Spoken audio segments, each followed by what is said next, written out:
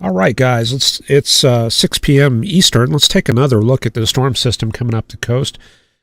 Very interesting. Let me see if I can change the color. Oh, I got blue there. Okay, that'll work. Anyway, I'm checking out the surface conditions here.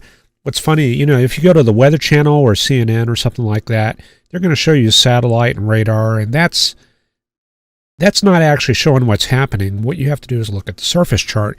That shows all the prime ingredients going into the system, the thermal contrasts, the fronts. That's where it's really happening.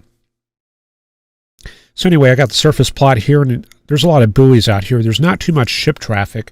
If I kick over to the ship's map, marine traffic, you can see there's only a handful of ships off the coast there of South Carolina. These guys are kind of crazy to be out there. We've got the Kobe, whatever that is, going to Savannah. This one's going to Charleston.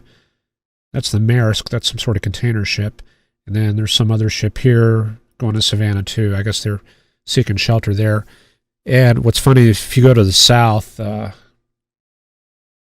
down to Miami, there's all these guys hanging out here between Miami and Freeport. These are tankers and stuff. So I guess they're kind of laying low and waiting for things to move by before they start heading north again. So pretty interesting there. Okay, just to give us a little practice, I'm going to draw just a few isobars on here real quick. I could probably do this better if I had pen and pencil, and I'm going to work to try to set that up somehow. Maybe do this by hand with a camera overhead. Anyway, here's the 1000.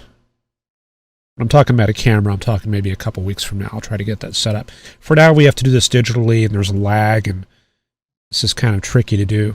Here's the 1004 isobar. See, there's 036 here in North Georgia, 041. So we're going to bring the 1004 through there. And we kind of construct the isobars like that. Bring another 1004 through here. This will just give us a very rough idea of surface conditions. Let me draw a 1008. That's going to start here around Vero Beach, go up to Tampa. It picks up again in the Florida Panhandle, and then it's like north through Enterprise, Birmingham, then up through Nashville. Then we're going to do a 1012, which goes from about Gulfport up to Columbus and whatever's between Nashville and Memphis. All I remember of that area is a bunch of speed traps when I was driving through Memphis to Nashville one time. Not much there. So anyway, you can see there's high pressure out to the west. There's, change the color here. There's low pressure right along the coast. You can see that's right near Savannah, right around Parris Island, Marine Camp's training camp there. Did I say Marine Camp? Marine Corps. Okay. I don't have a 1008 isobar. I'd have to go pretty far north. So anyway, this is just the general pattern. If I want to find the cold front, we know that that's pretty far offshore, but we don't have much data off the coast, so we can't really pin that down. We could go to radar and use that, but I'm not going to do that right now. As far as where the warm front is, you can see there's 57 up north. Where did my crosshair go? Okay, there we go. So 57, that's probably just north of the warm front. So I'm going to draw it kind of like that. And then cold front like that. Low pressure there near Parris Island, Savannah. So this is kind of the surface setup that we have. So let me draw those pips on that warm front and the barbs on the cold front. And then remember, north of that, we've got a low pressure area around the Atlanta area that's associated with the upper level low. So that's some cold core stuff going on here. So we'd probably find another little low pressure center up there in northern Georgia.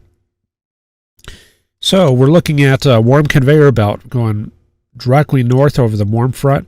All these southeasterly winds, they continue that way aloft over the frontal surface, about 3,000 to 4,000 feet off the ground.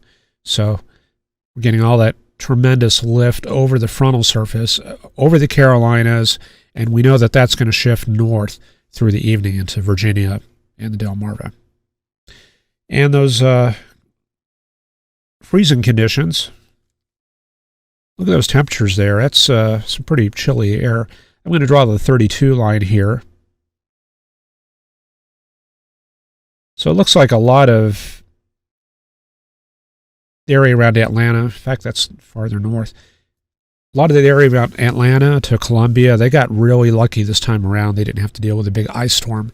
But north of that, yeah, around Raleigh, up to Charlotte, Asheville, looks like some mixed precipitation. And you go north of that, there's a little sleet there in Virginia, but overall lots of snow. And that's going to move northeastward as the evening goes on. And so that's kind of how I look at it when I go through the surface chart. I want to kind of keep this short, but that kind of hits the main important points, and maybe we'll do another update a little bit later this evening.